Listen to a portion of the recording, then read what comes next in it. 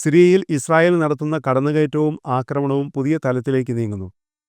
മറ്റൊരു യുദ്ധമുഖം തുറക്കുകയാണോ റഷ്യയും ഇസ്രായേലും? ബഷർ അൽ അസദ് സർക്കാരിന്റെ പതനത്തോടെ സിറിയയിൽ അധീശത്വം വർദ്ധിപ്പിക്കാനുള്ള ഇസ്രായേലിന്റെ നീക്കത്തിനാണ് റഷ്യ തടയിടാൻ ഒരുങ്ങുന്നതെന്നാണ് സൂചന. ലഡാക്കിയ അൽബൈദ തുറമുഖങ്ങളിലേക്ക് ഇസ്രായേൽ പ്രതിരോധ സേന മിസൈൽ വർഷിച്ചിരുന്നു. പിന്നാലെയാണ് പുതിന്റെ അപ്രതീക്ഷിത നീക്കമെന്നാണ് വിവരം. മിസൈൽ ആക്രമണത്തിൽ 15 സിറിയൻ യുദ്ധക്കപ്പലുകൾക്ക് കനത്ത നാശനഷ്ടം ഉണ്ടായതായാണ് വിവരം. സിറിയൻ നാവികസേനയുടെ കപ്പലുകൾ ഇസ്രായേൽ നശിപ്പിച്ചതിന്റെ ചിത്രങ്ങൾ അൽ ജസീറ പുറത്തുവിട്ടു. യന്ത്രത്തോക്കുകളും മിസൈൽ ലോഞ്ചറുകളും ഉപയോഗിച്ചാണ് ഇസ്രായേൽ സൈന്യം സിറിയൻ കപ്പലുകളെ ആക്രമിച്ചത്.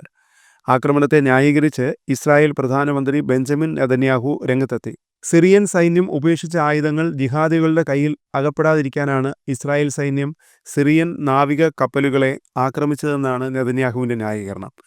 അതേസമയം ഇസ്രായേൽ സൈന്യം ഗോലാൻ കുന്നുകളിൽ നിന്ന് സിറിയയിലേക്ക് മുന്നേറിയെന്നും 1967 മുതൽ അവർ കൈവശപ്പെടുത്തിയിരുന്ന പ്രദേശം കൂടുതൽ വിപുലമാക്കിയെന്നും റിപ്പോർട്ടുകൾ പുറത്തു വന്നിട്ടുണ്ട്. ഒപ്പം തന്നെ അറബ് രാജ്യങ്ങളും തുർക്കിയും ഇസ്രായേൽ സിറിയയിൽ നടത്തുന്ന മനുഷ്യത്വരഹിത പ്രവർത്തനങ്ങളെ അപലപിച്ച് രംഗത്ത് വന്നിട്ടുണ്ട്.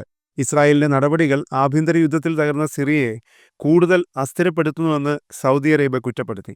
അതേസമയം ലഡാക്കിയയ്ക്ക് സമീപമുള്ള റഷ്യയുടെ വ്യോമസേനാ താവളത്തിൽ അതീവ ജാഗ്രതാ നിർദ്ദേശം റഷ്യ നൽകിയിട്ടുണ്ട്.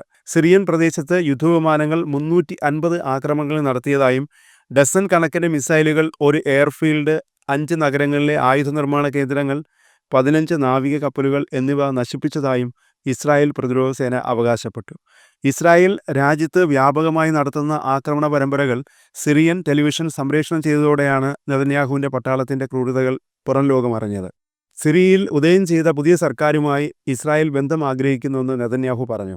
ഇസ്രായേലിനെ ആക്രമിക്കുന്നതിനോ ഇറാനെയോ അവരുടെ സഖ്യരാജ്യങ്ങളെയോ സിറിയയിൽ കാലുറപ്പിക്കാൻ അനുവദിക്കരുതെന്നും നെതന്യാഹു വിമതർക്ക് മുന്നറിയിപ്പ് നൽകിയിട്ടുണ്ട്.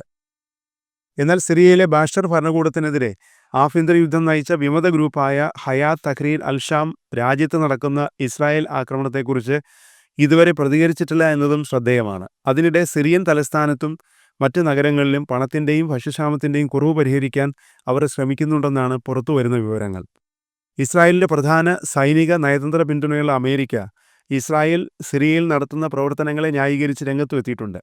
സിറിയയിലെ ഇസ്രായേലിൻ്റെ ആക്രമണം കുറച്ചു നാളത്തേക്ക് മാത്രമുള്ളതാണെന്നും ഇത് അത്യാവശ്യമായ സാഹചര്യങ്ങളിൽ നടക്കുന്നതാണെന്നുമാണ് അമേരിക്കയുടെ ന്യായീകരണം. എന്നാൽ സിറിയയിലെ അസദിൻ്റെ പതനത്തിൻ്റെ ക്രെഡിറ്റ് ഇസ്രായേൽ ഏറ്റെടുത്ത കാഴ്ചയാണ് ലോകരാജ്യങ്ങൾക്ക് കാണാനായത്.